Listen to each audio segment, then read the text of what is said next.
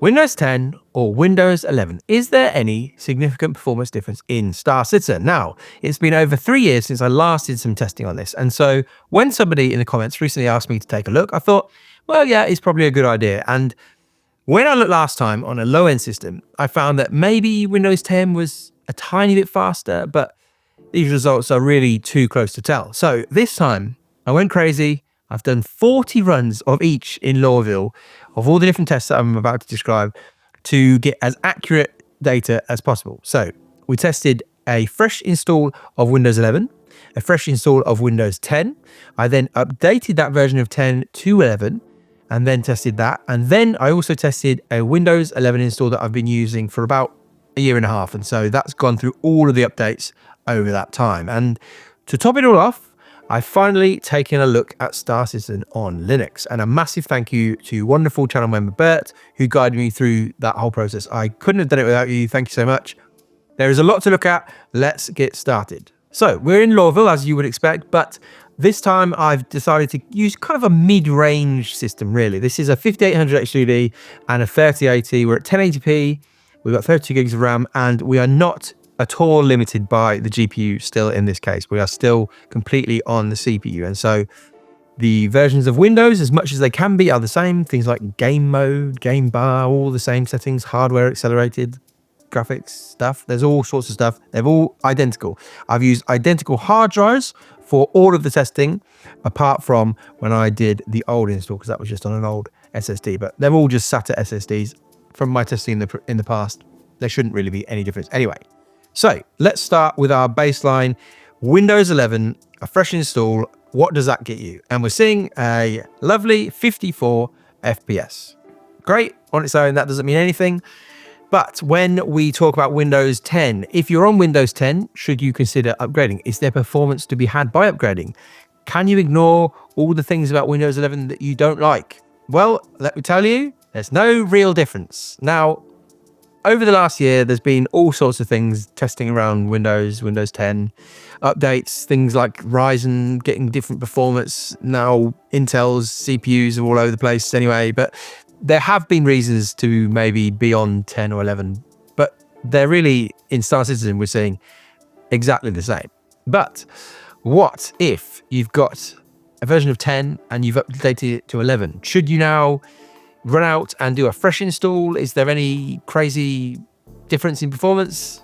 No, really, it's identical again. So this one, again, it was a fresh install of Windows 10 that I then did the testing on and then updated to 11. So it hasn't been around for years and years. This install was very new still, but there's no penalty for updating to 10 to 11. You're still getting the same performance as if you did a fresh install of either of those. But what about a system that's been knocking around for a year and a half? So I used, this is one being the main system, main SSD, the main install that I've been using for my 5800 HDD testing over this time. It's got a couple of other things installed. Occasionally, if my kids want to play, they can use this system. So it's been there. It's been lightly used, I would say. It's not crazy. It's not got loads of stuff on it. But does going through all the updates over time result in worse performance? Should we be regularly doing a fresh install of Windows to get the best performance? Well, I mean, you can see that it still is a really effectively the same performance. So again, 40 runs of all of these, it's about as accurate as I can be bothered to do. Doing any more testing would be unbelievably painful, but we're seeing that they're all pretty much the same. Maybe there's a slight hint that the old install there is a tiny bit slower. Nobody's going to notice that 1 FPS. And again, really, when we talk about things like run-to-run variance and all that sort of stuff, margin of error, these are all the same, effectively. But this is not the end of the journey. The fun part, or at least for me, because I've never done any of it before, was the Linux testing. I'm a complete newbie, whatever you want to call it, when it comes to Linux. I have never touched it, although when I did this, I suddenly did remember that I did once install it on a really, really old laptop just to see. So that was possibly 10 years ago.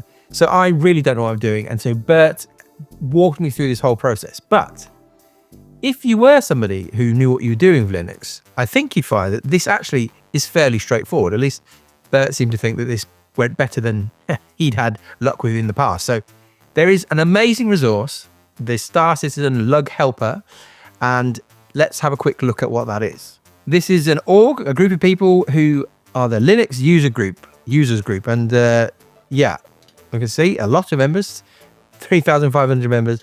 And they basically are the people helping people who want to run the game on Linux to run it. And they have done a fairly incredible job. There's a Discord, which probably if you're going to do this on your own would be worth joining up to. But there's this incredible quick start guide and downloading, the ability to download the Lug Helper, which effectively runs you through the whole setup on Linux. So Bert took me through installing Ubuntu, and we then basically used this helper to do everything. And it was fairly straightforward.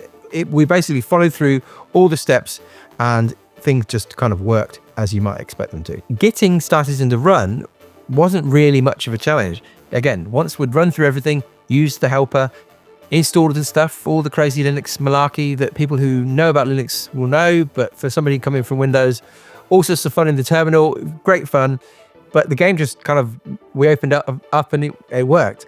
So you can see here footage. Now, the small issue here is that I couldn't get Capframe X to run, that wouldn't run, so we used some sort of overlay that also could record data. And so we got the data from it. In theory, Linux is like a lightweight kind of operating system, all sorts of other reasons why you would use Linux or different Linux distributions. Does it perform better for Star Citizen, considering that this isn't really officially supported in any way? Well, no. Here is the data in an Excel sheet, and our average is down to 45. So compared to the 54 or whatever it was with Windows, this doesn't perform as well.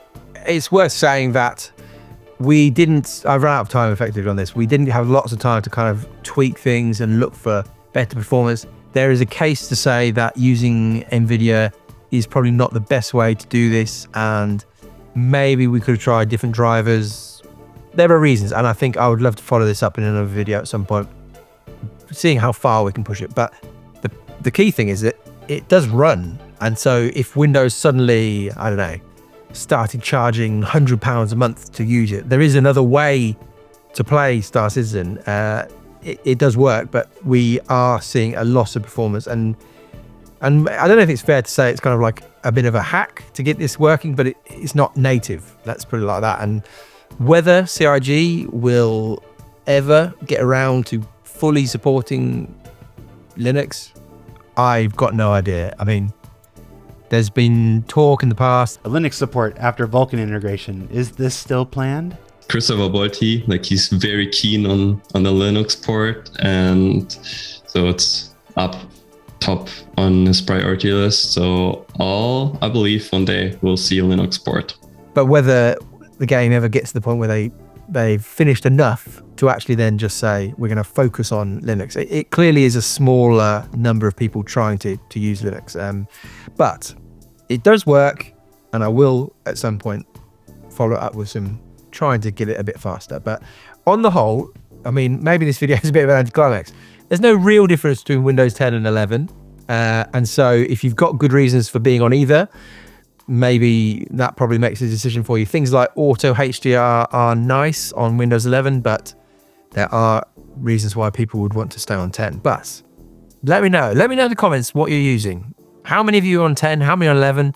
How many of you are using some sort of Linux install? So that's the end of that one.